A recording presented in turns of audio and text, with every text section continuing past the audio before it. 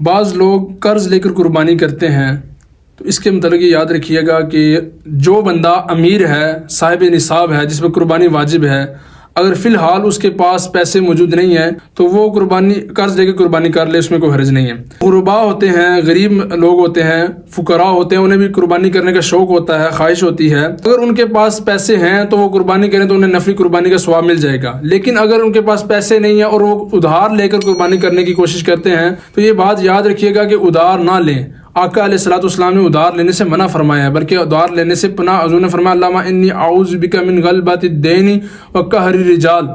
کہ اللہ تعالیٰ کے حبیب نے کہا کہ قرض سے پناہ مانگو،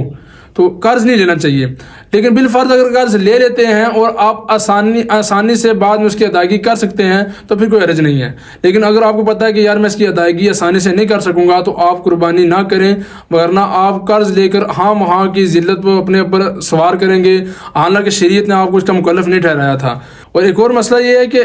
کسی شخص نے اگر جانور خریدا، کسی غریب شخص نے، اور قربانی کے ایام سے پہلے ہی وہ یا مر گیا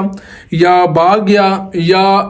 چوری ہو گیا، تو اس پر اب قربانی واجب نہیں ہے، آپ دوبارہ وہ قربانی کا جانور نہ خریدیں تو اس کے لیے کوئی حرج نہیں ہے۔ اور اگر صاحب نصاب جس پر قربانی واجب ہے، اگر اس کا جانور بھاگ جاتا ہے، مر جاتا ہے یا چوری ہو جاتا ہے تو اس پر